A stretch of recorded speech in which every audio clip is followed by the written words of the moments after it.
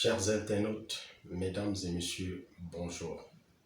Aujourd'hui, nous allons définir la décentralisation, donner la principale raison du choix de la décentralisation par l'État du Cameroun et présenter les formes de la décentralisation. Tout d'abord, il est important pour moi de préciser qu'il existe plusieurs techniques d'administration d'un État. Entre autres, nous pouvons citer la centralisation, la concentration, la déconcentration, la décentralisation. Pour cette vidéo, mesdames et messieurs, nous allons plus nous appesantir sur la décentralisation. C'est quoi la décentralisation? D'après la loi portant Code général des collectivités territoriales et décentralisées au Cameroun, en son article 5, la décentralisation se définit comme un transfert par l'État aux collectivités territoriales des compétences particulières et des moyens appropriés. À partir de cette définition, nous devons comprendre que toutes les compétences appartiennent à l'État.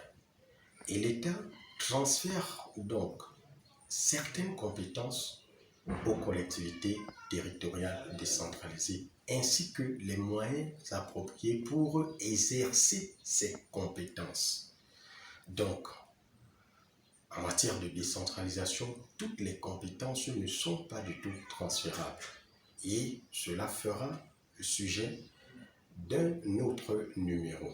Maintenant, pourquoi le choix de la décentralisation au Cameroun? Mesdames et messieurs, plusieurs juristes vous diront toujours que c'est pour rapprocher l'administration des administrés. C'est vrai.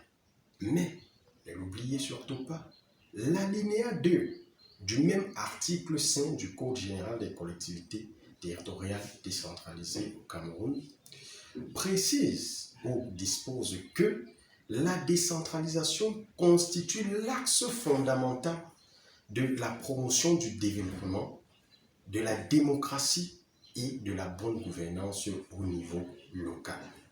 Ainsi, vous pouvez donc comprendre que, en choisissant la décentralisation, l'État du Cameroun est convaincu que la décentralisation permettra de promouvoir le développement, permettra d'assurer une bonne démocratie et une bonne gouvernance au niveau local.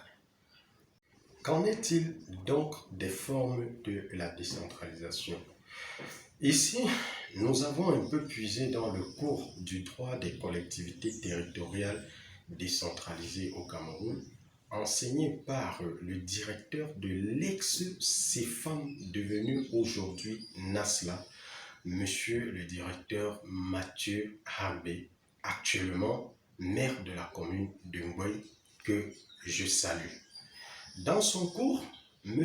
Harbé Mathieu définit deux formes de décentralisation, à savoir la décentralisation verticale ou technique et la décentralisation territoriale. La décentralisation verticale ou technique est celle où l'État crée des institutions publiques ou parapubliques de type corporatif, c'est-à-dire des institutions où un ensemble de personnes assurent la gestion des affaires concernant leur spécialisation à travers leurs représentants élus. Dans ce cas, entre autres, on peut citer les différents ordres nationaux comme l'ordre des ingénieurs, des urbanistes, des architectes et bien d'autres. Les différentes chambres professionnelles telles que la chambre de commerce, la chambre d'agriculture par exemple, et aussi des associations.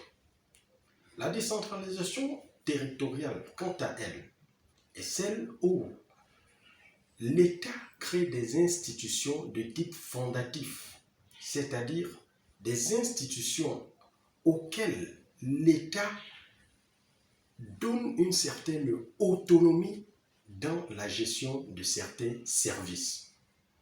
Par exemple, nous pouvons citer le FECOM, le Fonds spécial d'équipement et d'intervention intercommunale, Nous pouvons citer l'ARCEL, l'Agence de régulation du secteur de l'électricité, l'ART, l'Agence de régulation des télécommunications. C'est dans cette forme qu'on classe alors les collectivités territoriales décentralisées. Mesdames et messieurs, si vous avez aimé cette vidéo, veuillez vous abonner sur ma page et cliquez sur like. Sur ce, je vous souhaite une bonne et heureuse journée. On se retrouve à la prochaine vidéo qui sera consacrée à la définition du mot compétence dans le contexte de la décentralisation ainsi que la présentation des types de collectivités territoriales décentralisées existant au Cameroun. Merci.